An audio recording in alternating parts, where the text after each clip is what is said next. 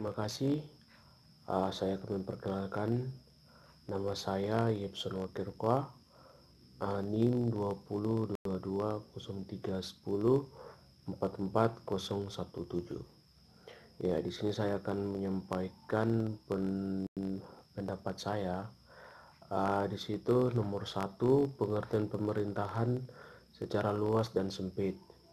Pemerintahan secara sempit bahwa pemerintahan yang melaksanakan tugas eksekutif yang disebut sebagai pemerintahan dalam arti sempit, dan dalam arti luas bahwa pemerintahan yang melaksanakan kekuasaan legislatif, yudikatif, dan eksekutif. Baik, yang nomor kedua, jelaskan menurut pendapat saya bahwa pemerintahan dikatakan sebagai kebutuhan. Menurut saya bahwa pemerintahan itu yang mengemudikan atau mengendalikan atau mempunyai wewenang dan kekuasaan untuk mengakomodir masyarakat di suatu wilayah tersebut. Ya, baik. Nomor yang ketiga, mengapa pemerintahan itu dikatakan sebagai ilmu pengetahuan? Mengapa pemerintahan dikatakan sebagai ilmu pengetahuan? Karena memiliki metodologi atau filsafat ilmu dan memiliki guna manfaat, yaitu untuk kesejahteraan rakyat atau masyarakat di wilayah itu. Nomor 4, yaitu jelaskan pengertian kekuasaan dan sumber-sumbernya. Ya, baik. Yang pertama, pengertian kekuasaan yaitu yang telah dijalani oleh individu atau kelompok. Bisa ada yang memiliki dampak baik untuk lingkungan dan orang lain. Dan bagi pemilik kekuasaan itu memiliki rasa tanggung jawab besar, tetapi juga mempengaruhi terhadap seseorang.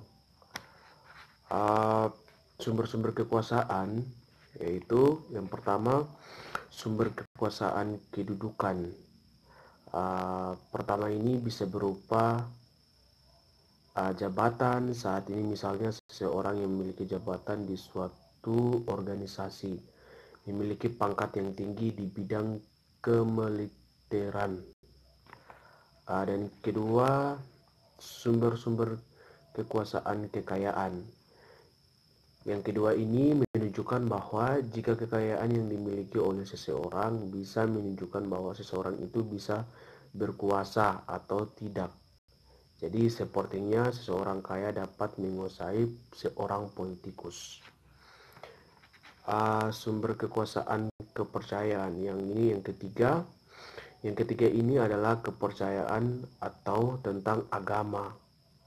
Jadi diyakini bahwa seseorang yang memiliki ilmu yang cukup tinggi suatu agama akan dianggap bisa membimbing umatnya.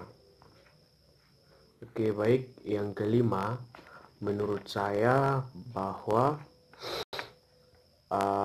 saya sebagai mahasiswa sangatlah bangga karena adanya pemerintahan di lingkungan masyarakat, maka pola hidup masyarakat berjalan dengan teratur, aman, karena adanya pemerintahan yang mengakomodirkan masyarakat tersebut.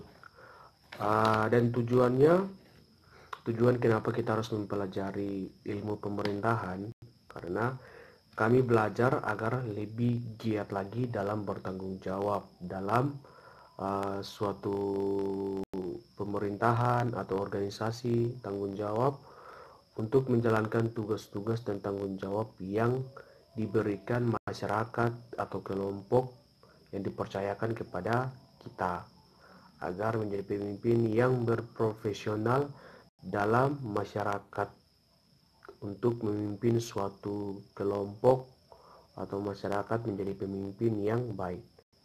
Mungkin itu saja yang dapat saya bisa sampaikan. Terima kasih, Tuhan memberkati. Wah.